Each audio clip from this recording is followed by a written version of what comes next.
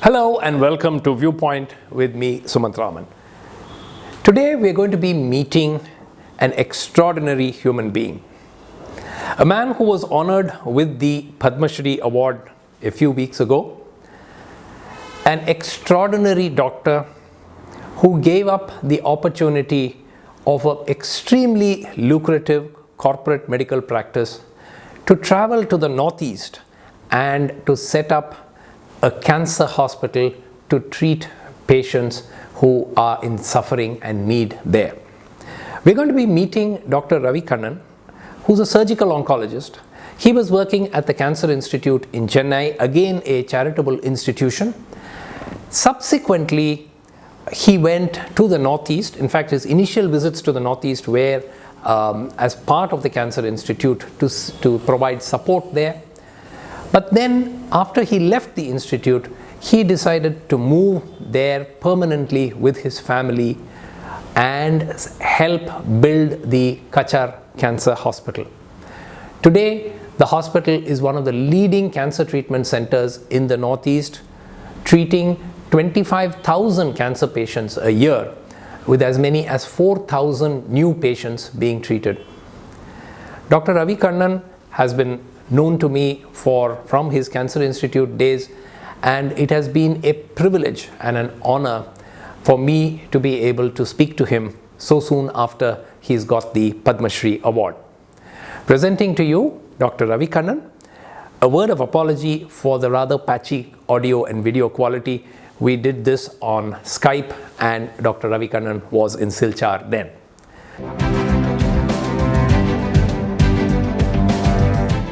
Sir, first of all, congratulations on the award.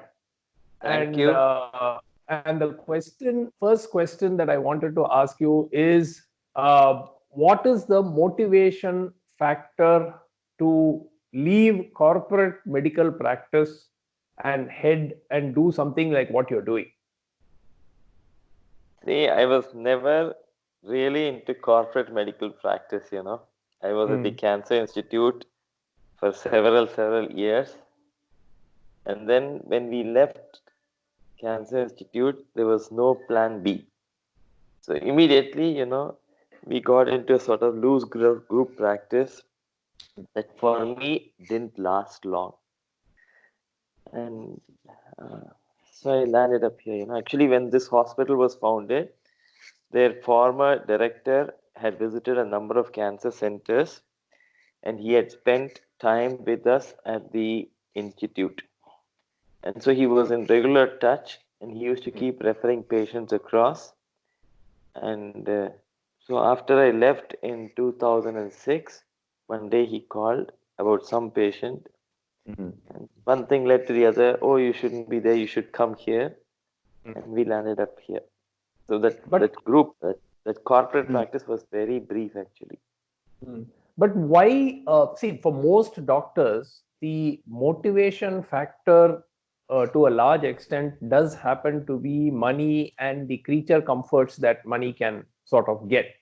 How is it that it was not a motivation factor for somebody like you? Because we see majority of doctors, I mean, eventually, whatever they may profess, they may do a little bit of charity on their side, or that is fine. But to actually dedicate your entire career to something like this, what is the motivation?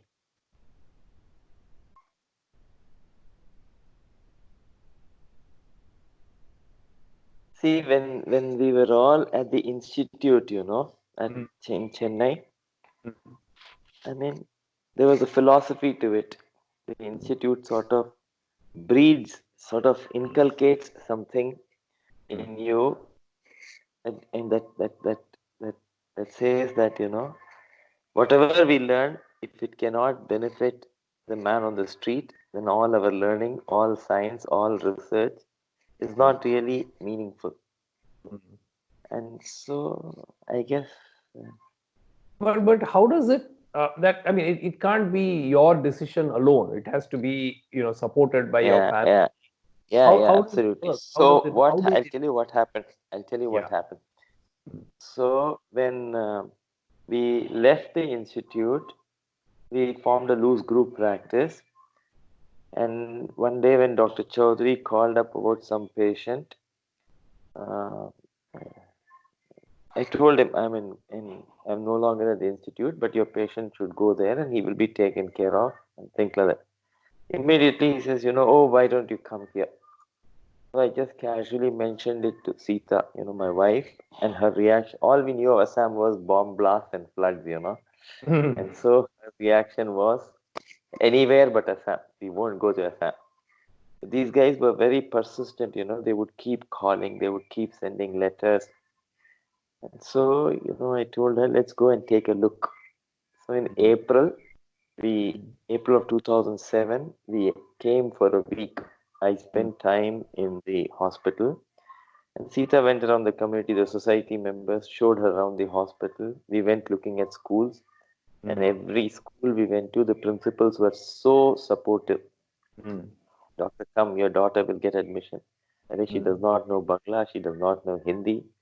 Kids will learn very quickly. Come. And Sita used to be the regional officer at USAFE in Chennai. Yeah. And before we could leave this place on that visit, she said, Ravi, there's a lot of need here. I think this is what we should be doing. So when we came back, both sets of parents thought we'd gone mad. Sita initiated the discussion at home and she convinced them and we came here. Yeah. Okay. And how big a challenge is money today, funding? And does it remain the same challenge it was 10 years ago, or has It it has improved? actually morphed. It has actually evolved into something quite different. See, when we started off, we were hard for cash. But then what would happen is patients would pay small amounts and we would get donations from here and there. And, ideally donations should go into corpus or institution building, but that doesn't happen. Unfortunately, many times donations go away into day-to-day running of the hospital and management of the hospital. But then we were getting, we started off with 96 rupees as a salary budget, and today we are about 38 lakhs as a salary budget, monthly salary budget. And we were getting money, and it was a problem. Every month we would sit down. So much for salary, so much for electricity, so much for this. Like what used to happen at home when we were younger. Something like that. Every month my mother would sit down. So much for milk, so much for grocery. Something like that happens here also. But then that money used to be with us. Now what has happened is with the insurance, state insurance programs, not the PMJY and Atal Amrit Abhiyan, we have money which is virtual. See, where we were earning about 35, 40 lakhs, we are now earning about 60 lakhs a month. But there, the 35 lakhs was in our pocket, was in our account. Whereas now the 60,000 is in the cloud, and the money, the system of payment is not that prompt. As a result, our problems are actually in some ways more now. Yeah. While on paper we are earning more, but actual practice we don't have running cash in our account, and so for an organization that lives on hand to mouth, it sometimes is a bigger challenge. What is your But expectation? another good thing that is also happening. Another good thing that's go ahead. also happening is, with CSR being made mandatory, we're able to find CSR support for purchase of equipment and things like that. So that has changed. And what is your next big step? I mean, in your roadmap, do you have any specific intentions of opening more centers or expanding the? Absolutely. So our current thing is, see, we are not a state-of-the-art center. And so, we want to sort of become a state-of-the-art center, as a vision, we want to become a state-of-the-art center where, every patient gets the treatment he or she needs irrespective of their paying capacity, where every cancer that can be prevented should be prevented, where, nobody should die in treatment-induced agony, and where, no family is impoverished because of treatment-induced expenses. And to that extent, we want to put up satellite clinics in all the districts, 7, 8 districts around us. We want to upgrade. See, our equipment are getting older. We've made an application. We are installing a nuclear medicine facility currently. We got money from the state government, and so Tata Trust helped us buy land, and they are putting up the bunker for the linear accelerator. And then all our radiology equipment has to be upgraded. So we made another application for another CSR grant, And so, see, any cancer hospital constantly needs upgrades. But more important is also to be able to actually reach out to the community.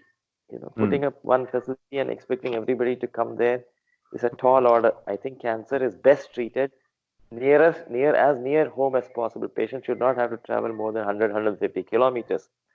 Some facilities like radiation therapy have to be centralized, but chemotherapy, surgery, all of it should be available in their own districts, and have to remain grounded. We should not sort of, the charm of big molecules and monoclonals and, proton beams should not, they are important from the science perspective, from progress perspective. They're very important. But sometimes, as physicians, we tend to sort of get enthusiastic we about tend to those. go overboard and over enthusiastic about use of all these things for tiny benefits. What is your advice to somebody who probably wants to sort of start off in the charitable hospital space? I mean, what would you suggest? Does it what should they expect, and how should they go about it? Yeah. So what I have learned, see, we started out without a roadmap. I didn't have any clue of what challenges would be, and we kept firefighting. Even now, we're just firefighting, because we don't have money based on which we can plan what should be done. But I think, there is we at the see at the bottom of the pyramid, there is money. There is money, enough money to, make the whole project viable. You understand?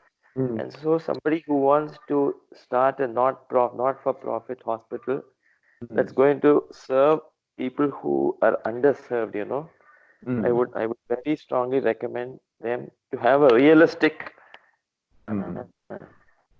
plan before them, to have a roadmap, whatever be their priorities, to have a roadmap, and with the current environment, to approach, people based on a plan.